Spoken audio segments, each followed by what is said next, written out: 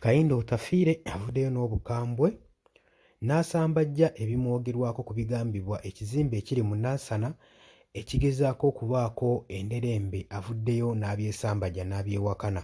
Mu bukambwe obw'ekitalo nkwanirizaako nnyo webale nnyo okubeera ku mayengo gano aga UG Updates TV era kw'osinzira okuba ng'otuwuliriza gwe mukwano gwange ali eyampuliriza gw'atanaakuba nga weegatta ku mayengo gano aga UG Updates TV genda ali wansi waliwo ekigambo subscribe kikonemu ojja kuba osobola bulungi nnyo otweyungako ddala mu mukwano gwange bulungi nnyo ojja kuba otufollowinga ng'osobola n'okujja mu comment section n'okomentinga n'oteeseganya wamu naffe gwe mukwano gwange ali eyampuliriza. Abali emitala w'amayanja mbaanirizaako nnyo mwebale kwekumira ku UG Updates TV abali ku kyeyo abagenda okupakasa mbaanirizaako nnyo. General Kayindo Otafiire avuddeyo ne asambajja mu bukambwe obw'ekitalo ku kizimbe ekiri mu Nansana ekigambibwa nti nno kyazimbibwa mu bumenyi bw'amateeka era n'engeri gye baakirokeetingamu ba inginiya baakyo kyali tekiri ku pulaani kubanga kirina engeri gye kyatawaanyaamu oba engeri gye kimalako abatuuze emirembe nti kyayingirira ekkubo kitegeeza nti tekyali ku pulaani. Kati abatuuze bavuddeyo ne bagamba nti ekizimbe kino twagezaako dda okuba nga tulopa mu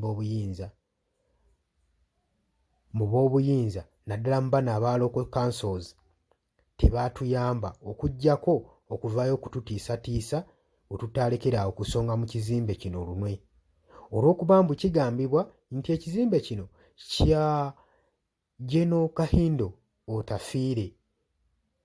Omutuuze waate waavuddeyo n'agamba nti nno bagenda batutiisatiisa olw'okuba mbu ekizimbe kirabika kya munene. Kati General Kayindo Otafiire avuddeyo naye asambajja bino n'agamba nti nno bannange temunsibaako matu ga mbuzi kundiisangu oyo yenna akireiminga nti nno ekizimbe kyange nze siinaayo wadde na property n'emu wadde n'akataka wadde n'ekizimbe n'ekimu mu Nansana. Kale bwe kiba kyange bakiteeke ku ttaka balabe oba nnaafaayo oba nnaasalwa. Bwe baba balowooza nti kyange era nga mugamba nti kyange mukiteeke ku ttaka.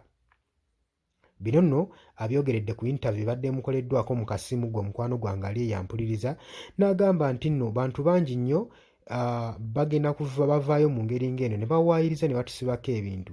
Bwe bobeera ng'oli common figure mu public ebyo byonna tuba tubisuubira naye nze ekizimbe bwe baba bagamba nti kyange bakiteeke wansi bakiyiwe gwe mukwano gwange ali eyampuliriza. Abatuuze si yeyokka ensonga gye bavuddeyo complaininga bagambye ekizimbe kino kyaliira ddala ekkubo lyabwe ate ssaako n'okwonoona ebizimbe ebyali biriraanyeewo okugeza ng'amabaati. Mutuuze omu agambye nti nno nze bankolera replacement ku mabaati banteerako ate kkala ndala etali naago ago agasangibwako gwe mukwano gwange ali eyampuliriza. N'abagamba nti twekubira mu b'obuyinza naye tebatuyamba okuggyako tutiisatiisa naye nga LC 5 w'e Nansana avuddeyo n'agamba nti ye agendagenda mu maaso n'okulwanirira abantu baleme kubanga batigomizibwa mu bitundu byabwe gwe mukwano gwange ali eyo ampuliriza. Newankubadde Kayindo Otafiire avuddeyo n'abyesambajja era tewaliwo yaavuddeyo kumulumika gwakubiri olw'ensonga nti nno bye boogera tebiriiko bujulizi gwe mukwano gwange ali eyampuliriza. Olowooza ki ky'olowooza ku mbeera eno?